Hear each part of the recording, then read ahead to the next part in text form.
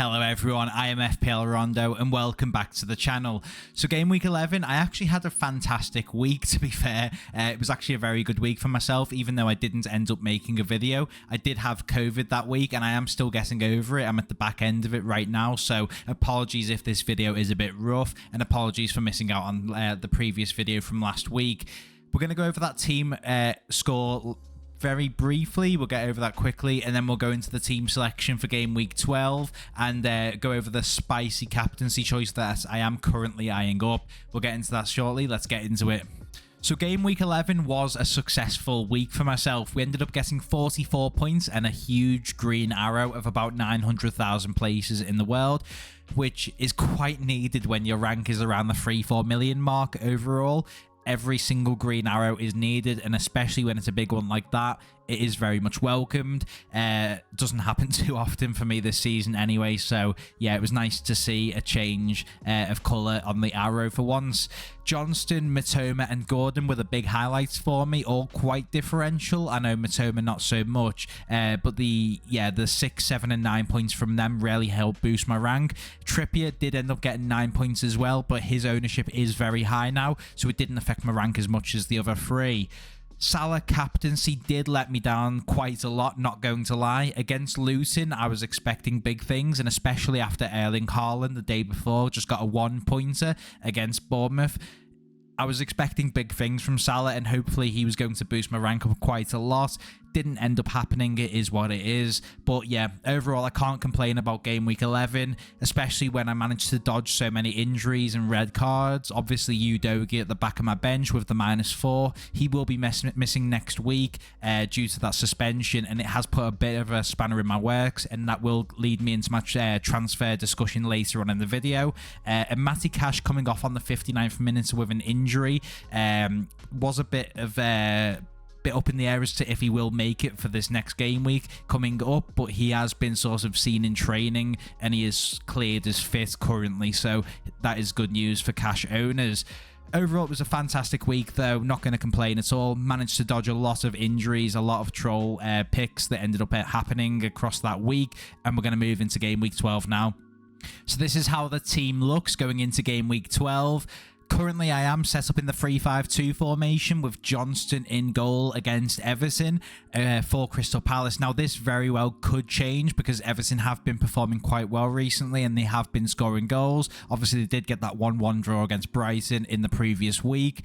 Areola does sit on the bench currently against Nottingham Forest. That very well could switch around. To me, this goalkeeper decision between Johnston and Areola is a 50-50. And if you do have those two goalkeepers in your teams, I would like to know in the comments sort of who you are deciding between. Putting in your starting 11, basically. It would be interesting to see.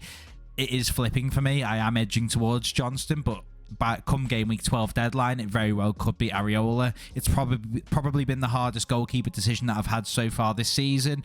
Both of them could very well get clean sheets. I will just have to sort of make that decision close to the deadline, but as it stands, Johnston is my goalkeeper for the week.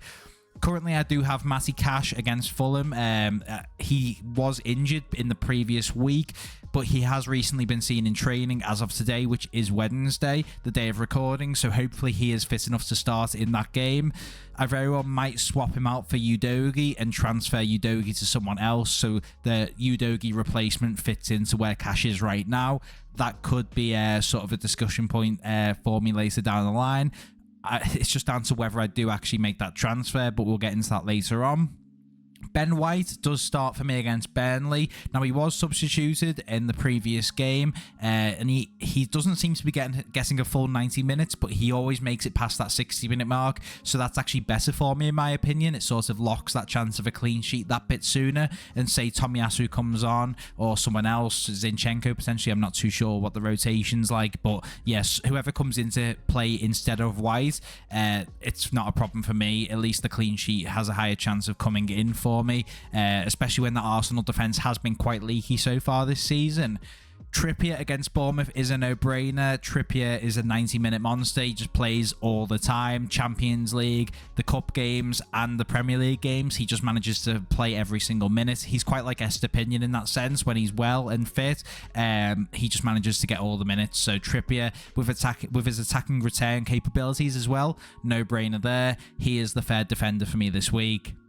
The midfield five is very strong for me this week, and obviously with wildcarding about 2 weeks ago, I did set up for the coming weeks, and that's why it is so strong for me this specific game week.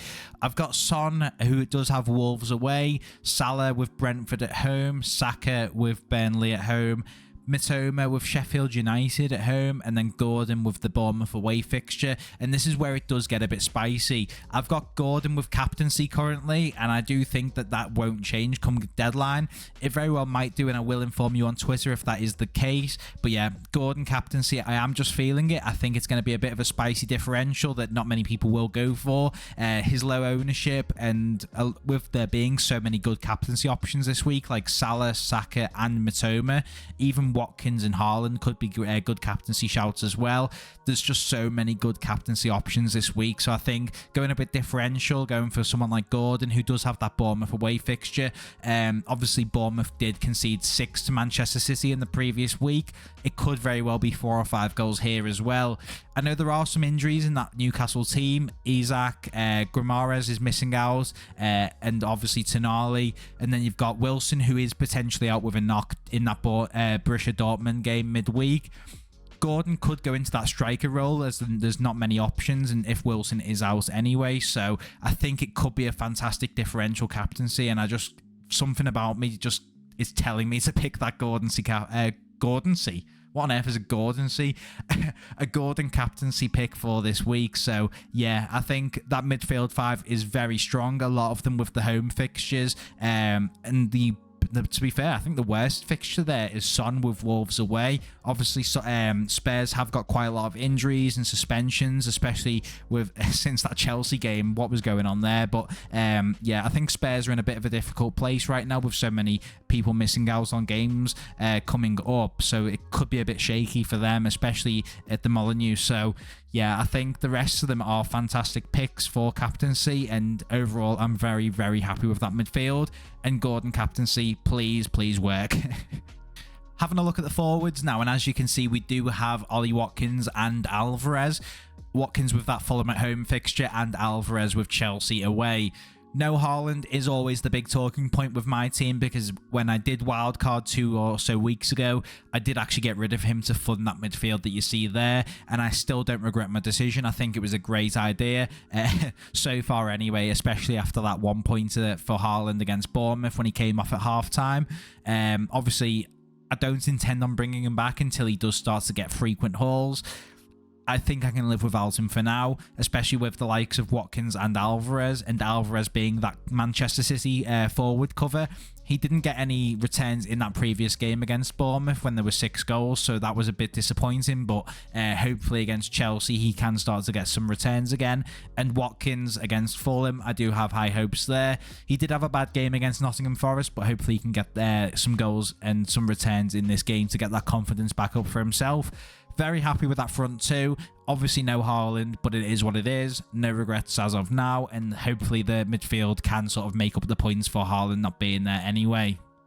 Taking a quick look at the substitutes bench now, and as I mentioned towards the start of the video, I do currently have Areola against Nottingham Forest on my bench. This could very well change come deadline, so if you do want further updates on that, check Twitter. The link will be in the description below if you do want to follow me on there for the most up-to-date information around my FPL team. João Pedro does sit on my bench. Now, this order is completely off currently because I still have to make my transfer and I'm not too sure of the order. But currently, I do have João Pedro on the bench as the number 1 slot against Sheffield United. He does seem to just be a 1-point merchant on FPL currently, though, especially with him being utilised more in Europa League for Brighton. He just doesn't seem to be getting the minutes in Premier League football to get the points that I need for my FPL team. So, yeah, he's going to be on my bench for pretty much the whole season until I do end up getting rid of him, unless he picks up form. Tsimikas is in a similar position as of the previous game against Luton. His minutes aren't guaranteed, and against Brentford anyway, I think it's a tougher fixture than a lot of the defenders on my team. Obviously, Fulham, Burnley and Bournemouth for the main 3 defenders in my starting 11 are better fixtures in my opinion than Brentford. So yeah, I think Tsimikas is a bench-worthy option this week, and I wouldn't look to bring him in, especially after that benching he had against Luton. He only came on for about 20 minutes and got that 1 point or so. Wouldn't risk a transfer on Tsimikas this week. Udogie is going to be the transfer discussion point, and this could switch up my team come deadline. So if you do want further and more up-to-date information, check me out on Twitter. That's where I'll be posting those updates. But as of now, I've got Udogie back of bench, but I very well might be transferring him out, and we'll get into that shortly. Wolves away was Spurs' last good fixture for defenders anyway, and having a look at their upcoming run, they do have Aston Villa, Manchester City, West Ham, and then Newcastle. I think that's just a very bad run for the Spurs defence after this Wolves game. I just don't think it's going to be worthwhile holding on to him, even though he is back for that game week 13. I think if you do have Spurs defenders, maybe move them on for this short run of games, because even West Ham, even though they are down as a number 2 on the FDR and a green fixture, with it being a London derby as well, I think it's actually a much tougher fixture than the game makes it out to be, and I think there will be goals for both teams. So yeah, it's just not a good run, and I wouldn't want a Spurs defender to be starting anyway. So yeah, I'm gonna look to transfer him out for someone else, and we'll get into that shortly, and then bring him back potentially around game week 17-18 when the run does seem to get a little bit better for them, but we'll have to cover that when it comes around. So going on to that transfer discussion now, and as mentioned, Udogie is most likely going to be the player that I do get rid of this week. I do have 2 free transfers, so it is sort of a requirement that I do use one, and Udogie makes the most sense this week, especially with him having that suspension and then a bad run of fixtures afterwards, and with Spurs being in a bit of a difficult position with the injuries and suspensions they have, they are going to be a much weaker side for the coming game weeks, especially defensively. The only other player I would have considered getting rid of this week is probably João Pedro, just due to the fact that he is more of a Europa League player, and as every game week passes, we do see that more and more. He is going to get about 20 minutes maximum in a Premier League game, so yeah, it's most likely going to be him in the coming weeks that we get rid of. But Udogie this week is the one, I think, and I'm most likely going to transfer Udogie out for Lascelles of Newcastle. Now, I think doubling up on Newcastle defence is sensible, because Lascelles being such a cheap option as well gives me a lot of funds for other positions, like obviously getting rid of João Pedro down the line. That could be an important sale instead of putting a lot more of my money into that defence. But Newcastle's defence has looked very strong so far this season, and they are ranking quite high on the sort of out of all the defences in the Premier League. So yeah, I think it's the sensible one, but the only other option really would have been to double up on either... It probably would have been Guehi of I'm not too sure how to pronounce his name. Is it Guehi? I couldn't tell you, but I always struggle with his name. But he would have been the other option really over Lascelles, but I think I'm going to go with Lascelles this week.